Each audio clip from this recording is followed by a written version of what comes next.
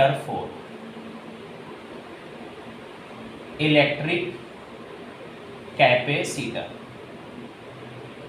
इसमें हम लोगों का एक न्यू टॉपिक है समांतर प्लेट संधारित्र के मध्य आंशिक रूप से परावैद्युत पदार्थ की धारिता। थोड़ा सा ध्यान दीजिएगा। तो आपका ये क्या है, समांतर प्लेट है और एक पॉजिटिव है और दूसरी नेगेटिव है। इन दोनों के बीच की दूरी क्या है, d है। दोनों प्लेटों के आवेश पृष्ठ घनत्व क्या है, समान है और आंशिक रूप से परावैद्युत पदार्थ भरे हुए हैं ये। और इस परावैद्युत पदार्थ की मोटाई क्या है, स्मॉल t है। और ये आपके क्या है भाई, परावैद्युत पदार्थ है, परावैद्युत पदार्थ। तो हम कह सकते हैं कि दोनों प्लेटों के बीच वायु का स्पेस कितना है, तो आप कहोगे इस पूरे d में से t को क्या कर दें, माइनस कर दें। और परावैद्युत पदार्थ की मोटाई कितनी है, तो परावैद्युत पदार्थ की मोटाई आप क्या ले लो, स्मॉल t ले लो। ओके, स्मॉल t है। तो पहले आप देखो वायु में वैद्युत क्षेत्र की तीव्रता। ओके, तो वायु में वैद्युत क्षेत्र की तीव्रता E1 बराबर क्या है, तो आप ध्यान दो, सिग्मा अपॉन के एप्सिलॉन नॉट। ये आपका कब है, वायु में। अगर हम कहें परावैद्युत पदार्थ में, तो परावैद्युत पदार्थ में वैद्युत क्षेत्र की तीव्रता, वैद्युत क्षेत्र की तीव्रता E2 is equal sigma upon के एप्सिलॉन नॉट इंटू के एप्सिलॉन नॉट। ये कब है, जब परावैद्युत पदार्थ है। हमने मान लिया दोनों प्लेटों के बीच में जो विभवांतर है वह क्या है, V है। दोनों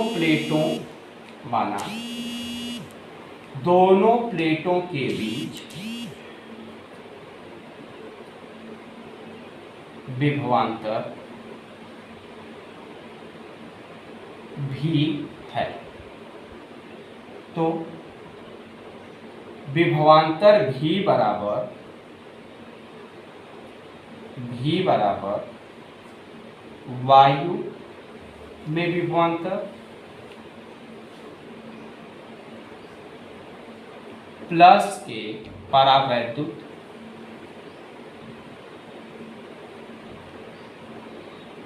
पदार्थ के मध्य विभवांतर।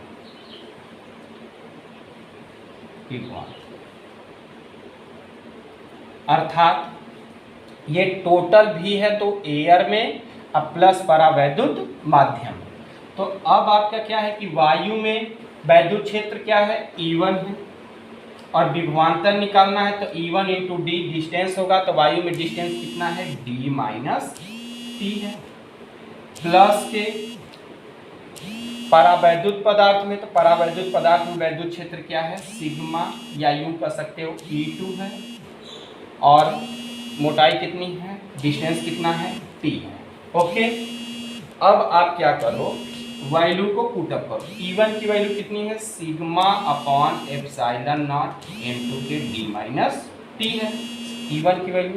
अब यहाँ E2 की वैल्यू आप पुटअप करो तो sigma upon epsilon not epsilon r into के t। ओके, अब आगे आ जाओ। तो यहां से आप ध्यान दो, तो V इज इक्वल क्या हो जाएगा कि सिग्मा अपॉन एप्सिलॉन नॉट दोनों में से कॉमन हो जाएगा। तो अंदर क्या बचेगा, d माइनस t अब plus t upon epsilon r। तो आपने यहां से क्या निकाल दिया, V निकाल दिया। अब आपको पता है C इज इक्वल होता है Q अपॉन के V। और Q के जगह आप लिख सकते हो सिग्मा इंटू A अपॉन के भी, अर्थात Q बराबर क्या होता है सिग्मा इंटू के A। ओके, तो यहाँ से आप C की वैल्यू कैलकुलेट करेंगे तो सिग्मा इंटू A अपॉन भी की वैल्यू क्या निकली है सिग्मा अपॉन एप्सिलॉन नॉट, और अंदर क्या बचा है भाई आपका D minus T plus T upon epsilon R. तो यहाँ से आप ध्यान दो तो आप देखोगे कि सिग्मा से सिग्मा क्या है कैंसिल है, एप्सिलॉन नॉट कहाँ चली जाएगी ऊपर, तो A एप्सिलॉन नॉट अपॉन के अंदर क्या नीचे क्या बचेगा D minus T plus T upon epsilon R. ये आपकी क्या हो जाएगी संधारित्र की धारिता, ये आपकी क्या है संधारित्र की धारिता तब जब दोनों प्लेटों के